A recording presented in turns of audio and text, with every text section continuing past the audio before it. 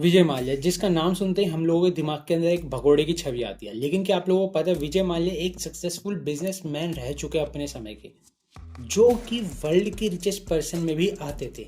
विजय माल्या के पास दो कंपनी थी, यूनाइटेड ब्रेवरीज ग्रुप और किंगफिशर। किंगफिशर के बारे में मोस्ट लोग जानते ही होंगे। खैर, हम दोनों के बारे में बात करेंगे आज की वीडियो में। सबसे पहले हम जानते हैं कि विजय माल्या की शुरुआत किस तरीके से हुई। तो इनके फादर साहब ने कंपनी स्टार्ट करी थी जिनका नाम था विट्ठल माल्या, वो भी 1946 के अंदर। यूनाइटेड ब्रेवरीज कंपनी, जिसके अंदर ये इन्वेस्टमेंट करते थे, जिसके चलते इन्हें 1946 के अंदर उसका एक डायरेक्टर बना दिया गया। डायरेक्टर बनने के कुछ समय बाद इन्होंने उस कंपनी के अंदर मेजॉरिटी स्टेक्स बाय कर लिए, जिसके चलते 1952 के अंदर ये उसके मालिक बन गए।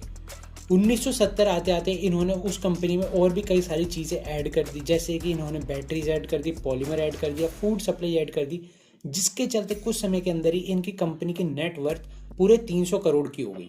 दुर्भाग्यवश कुछ समय के अंतराल के बाद विट्ठल माल्या की मृत्यु हो गई, जिसके बाद इनके बेटे ने, जिसका नाम विजय माल्या है, जो कि हम जानते हैं, वो 28 साल की उम्र में इस कंपनी को संभालने लगे।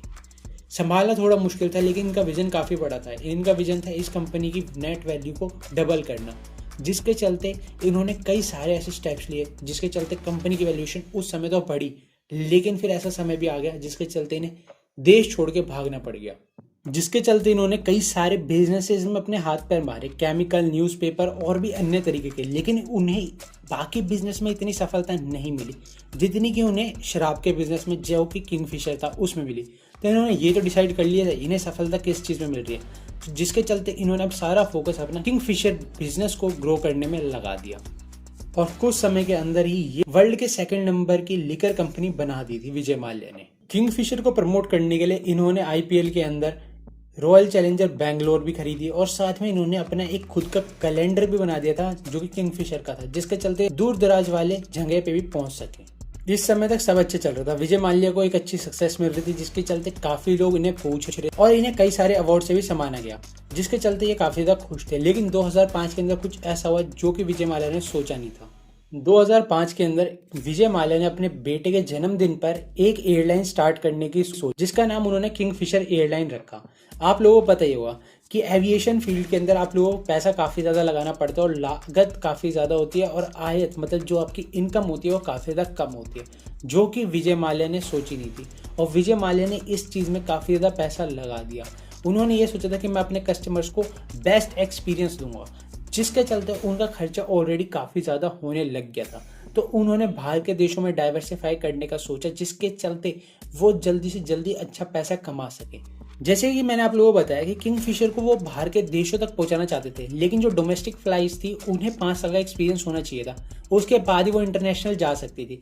जिसके चलते विजय माल्या ने एक डूबती हुई कंपनी जो कि बिकने के कगार पे थी, उसे खरीद लिया, जिसका एक्सपीरियंस उनसे ज़्यादा था, जो कि 2007 के अंदर उन्होंने खरीदी डेक्कन एयरलाइन, जिसका नाम उन्होंने किंगफिशर रेड रख दिया, क्योंकि इसका प्राइस कम था, जिसके चलते काफी लोग इस फ्लाइट की तरफ अट्रैक्ट होने लगे। जैसे समय बढ़ता गया तो विजय माल्या ने सोचा कि अब इसके प्राइसेस बढ़ा देते हैं, जिसके चलते लोगों ने अपना इंटरेस्ट इस फ्लाइट से हटा के दूसरी फ्लाइट की तरफ कर दिया, क्योंकि लोग इतना ज्यादा पे करने के लिए कंफर्टेबल नहीं थे। इससे हुआ क्या, विजय माल्या पहले से ही किंगफिशर को प्रॉफिटेबल नहीं ले जा सके, दूसरी कंपनी खरीदी, वो भी प्रॉफिटेबल नहीं गई।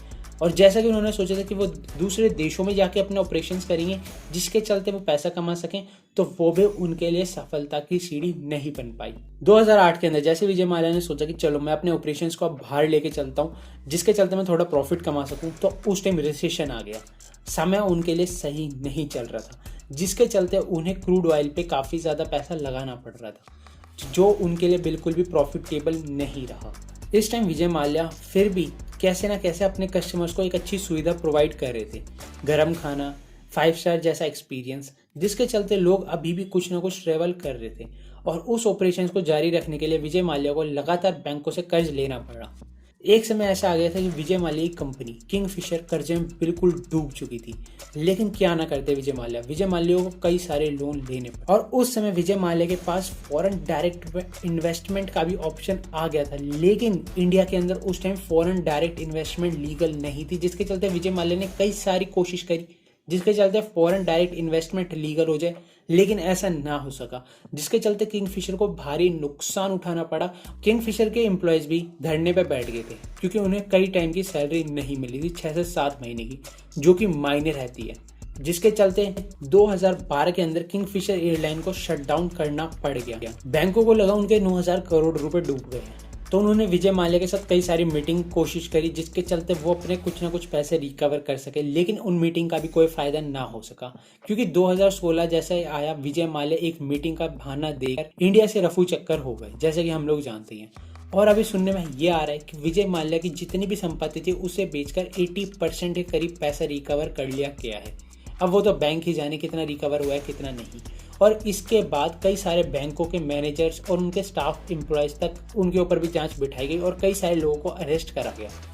तो ये थी विजय माल्या की एक छोटी सी कहानी, जो कि मैंने आप लोगों को सुनाई। आप लोगों को क्या लगता है कि विजय माल्या की इंटेंशन खराब थी या फिर उनका समय खराब था? कमेंट्स में ज़रूर बताना।